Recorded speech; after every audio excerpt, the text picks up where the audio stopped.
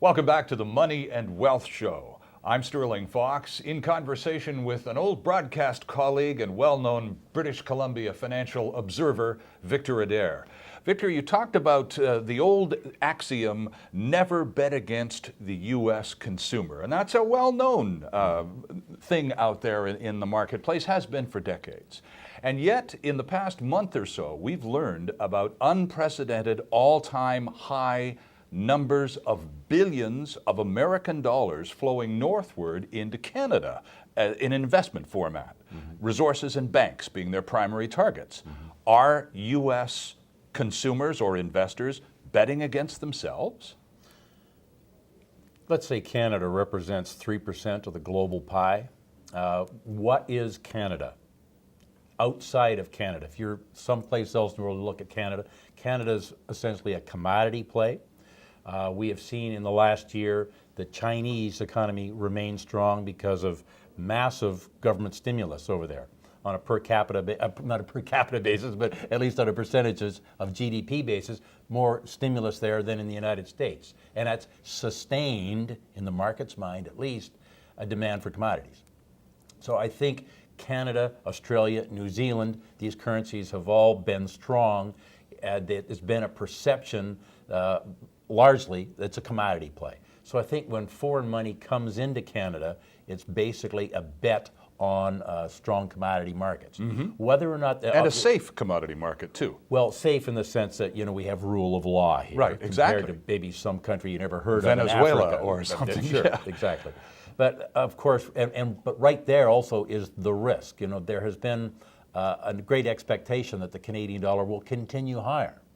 So what is the risk? Well, the risk is perhaps China doesn't behave in the future the way the market hopes it will. Maybe the demand for commodities tapers off. The economy in China appears to be hot, okay? It appears as though the authorities want to cool it down a little bit.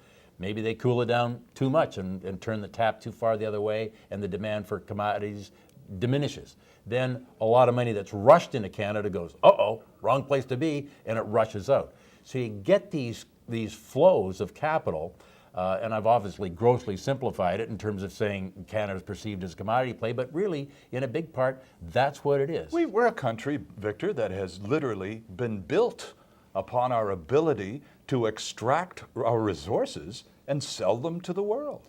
Well, that's part of it, for sure. Now, we've also certainly have a very strong financial sector, and it appeared to be much stronger than the American one. Yes. Appeared to be much stronger than some of the ones in Europe. So Canada, I think, was perceived to be a good place to put your money for a number of reasons, and we have benefited from that. And I say we have, certainly if you're in the tourist industry, a strong Canadian dollar is not such good news, but on balance, the people across Canada, you and I, have benefited from the Canadian dollar doing better. For me, when the Canadian dollar is at 60-some cents here just a few years ago, and now it's near par, that's a substantial increase in my personal global purchasing power. Okay, I could go to the United Kingdom and buy a heck of a lot more stuff now with the Canadian dollar than I could a few years ago, or go to the States. So I might want to take that into consideration and say, I had nothing to do with that gain. I just happened to be in the right place at the right time. I got lucky. Maybe I should switch some of those Canadian dollars into some of those other currencies if I anticipate I want to spend some money there. In other words, if I think I want to spend more time on Palm Springs, want to buy a house next year, maybe I ought to switch some of those Canadian dollars into U.S. dollars now, even if I haven't bought the house yet. You're talking about these wild shifts of international capital, the ebb and flow globally. One of the predictions from the CIBC people, I talked to their chief economist, Avery Schenfeld, a week or so ago, and he predicted that the dollar, the loonie, would go above par and then fade out a little bit at the end of the year. And the reason, he said, is exactly what you've just identified. Because our interest rates are going up before the U.S. Fed raises theirs, suddenly currency speculators can make money on the loonie. And so they're flooding into the marketplace and buying them up and forcing the value up. But as soon as U.S. interest rates or other major economies' interest rates increase, that money could go away as quickly as it arrived. Do we benefit or gain from these wild swings of international speculation through our currency? Well, both. And you know, like I just said, the Canadian dollar rose from 60 cents to about par, and my global purchasing power went up a lot, and I had nothing to do with that. I just got lucky. Sure. So we're at effect of these things, and that's just the way the world is. I've traded currencies for over 30 years, and the one thing I could tell you that I know for sure is that currencies go too far in one direction, turn on a dime, and go the other way. Right. So when something is raging along and is really popular, the old cynical optimist in me is saying, well, we're probably getting close to the point where it's going to turn and go the other way. And I see now the Canadian dollar is going to go above par with the US dollar on the front page of the newspaper. Absolutely. Yeah. Okay, so to me, as a trader, they're waving a little warning flag, saying, okay, you know, and it may go, but I just know that there's a lot of people leaning one way right now, and I never like to travel with the herd. Well, you know, we've had a couple of advisors on the program recently, and they sort of come back to that same point. Once a stock, for example, becomes superheated, it's the thing that everybody wants, they tell us it's probably too late. You should move on because it's about as hot as it's going to get. Sure, that popularity may drive it up another short spike or two, but once it's that out there as the most attractive investment in the world, it's already gone. Do you buy that? Well, I mean, I can think of a half a dozen names. I mean, going back to Bre-X and Nortel Sure. and Potash, and I can picture the share price pattern on these charts, all with tremendous run-up and tremendous breaks as well for different reasons. They're not all the same, obviously.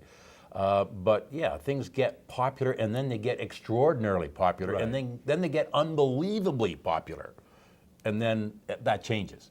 Now, what you want to do, I suppose, is say, what kind of an investor are you? You trying to buy value, or are you trying to ride the latest popularity? You could leave a lot of money on the table by selling out too early. So when I bring this back to the Canadian dollar, I think the Canadian dollar's had a heck of a run. I understand a number of the reasons why that's happened. Is it going to go a lot higher from here? I have no idea.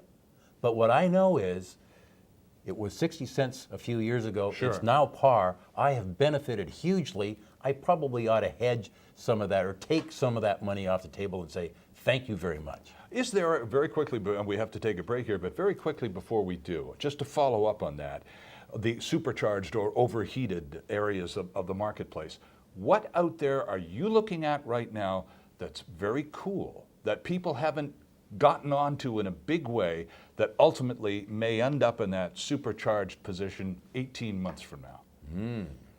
Well, that's an interesting question. Let me see.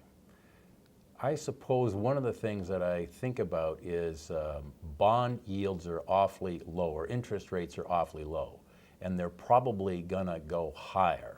And there'd be a number of ways for me to take advantage of that. So that might be the next big trade, but I haven't put it on yet. I'm watching it though. All right.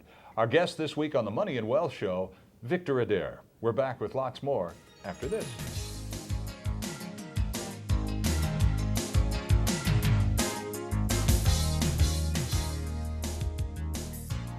Good afternoon. My name is Larry Ray. I'm the president and CEO of Gold Ray Resources Corp., a company that trades on the TSX Venture Exchange and has the majority of its operations in China. We are currently developing a resource there with limited production at this time. Our goal is to increase this production up to about 1,200 to 1,500 tons per day. And to do that, we are negotiating with several Chinese companies, one of which will become our partner either directly into the company or into the project, which will allow us to move the project up to the desired tonnage. For further information, please visit our website at goldray.com or phone 604-531-9639.